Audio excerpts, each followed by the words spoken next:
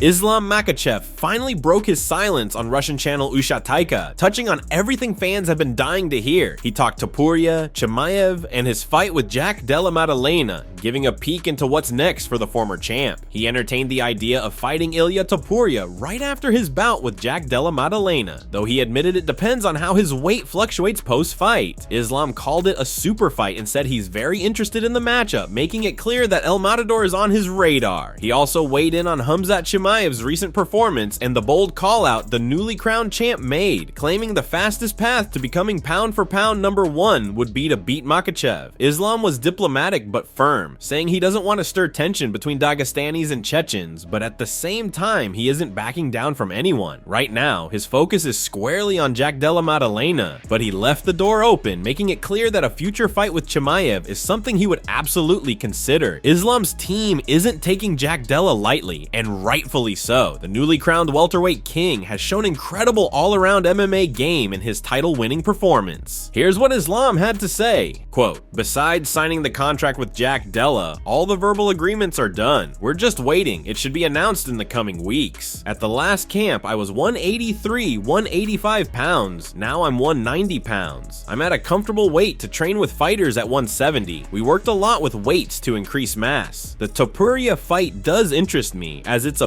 big fight, and I would like to do it, but I'm not sure if I'll return to lightweight. Weight cutting has always been tough. After my next fight, I'll see how much weight I regain. If after a month my weight is back at 185 pounds, then we can talk about it. But if it's higher, considering how much weight I've already gained, I'll have to sit down with my team and discuss it." As for Chimaev, I saw his performance and was impressed by it. Maybe he could have finished him if he stayed more active, but still very impressive the way he dominated. I don't want to open the door to any kind of conflict between our people, but let's see.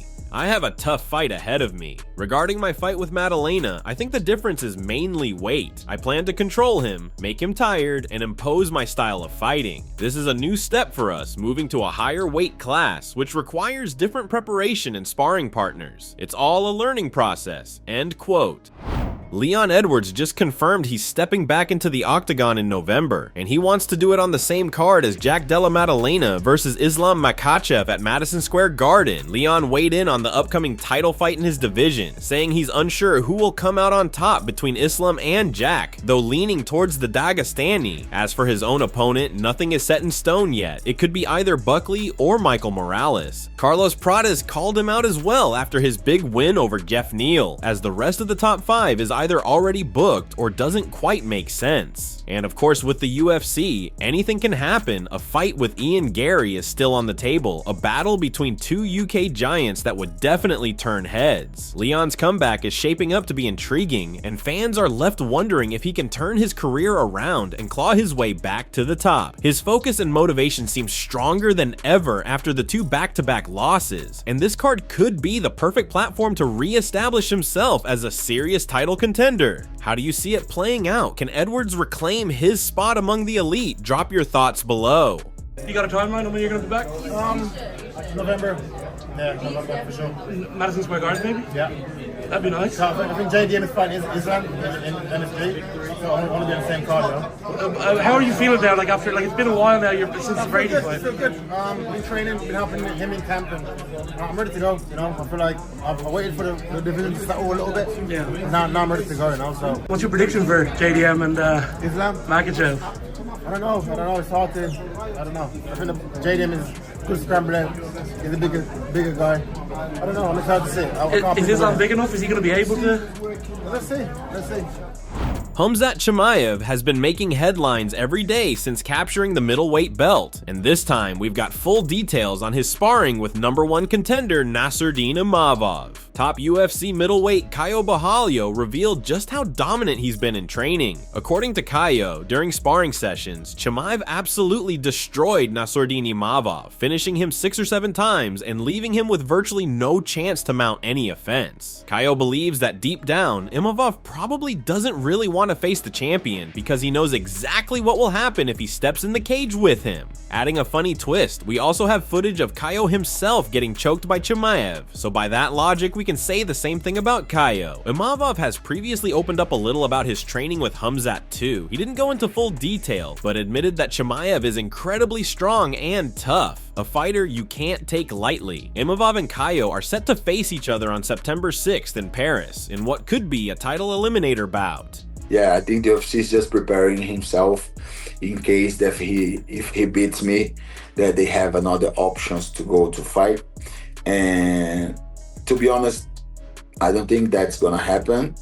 And to be more honest, I don't think he wants to fight Khamzat, because I heard that he went to train with Khamzat, like real training. He wasn't helping Khamzat. He wasn't like on his training camp. He wasn't nothing. They were training against each other. And Khamzat mopped the floor with him, finishing him like 6-7 times in 2 rounds of 5 minutes. So he knows that he doesn't want this fight. And it's not a fight that interests the UFC, because if he wins the fight against me, he will go there, try to strike. Khamzat gonna take him down, and then he's gonna do exactly the same with all others, because Brandon Allen took him down. He was with his back on the floor. He couldn't do shit.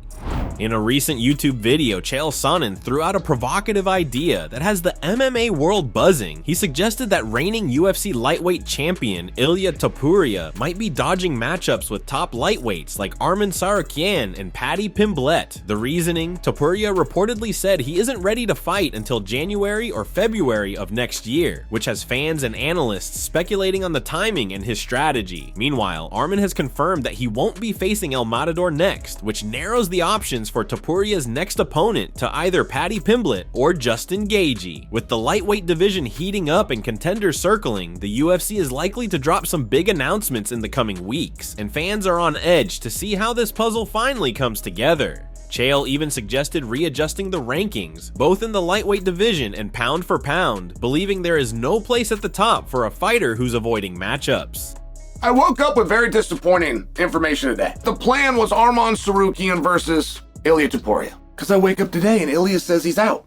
Ilia apparently has said that he's not going to fight until next year. What are you telling us? Because the rankings say you're #1 in the world in front of everybody. Any weight class, pound for pound. The category of 155 has you sitting on top. But you're telling us that you can't do it until next year. Shouldn't I interpret that to say as you can't beat the guys in your own opinion? I mean, should I interpret it some other way? Regardless of who the opponent was, let's say it's Tsarukyan, let's say it's Paddy, let's say it's Justin Gaethje. We know for sure it's one of those 3 guys, and you're telling me you can't beat him in November, and you're telling me that you can't beat him in December. Don't I need to take you at your word, and don't I need to adjust the rankings accordingly, at least for now? Do I need to look a little further into bringing in an interim championship? That's it from MMA Psycho. Thanks for watching. Don't forget to leave a like and subscribe for daily MMA news.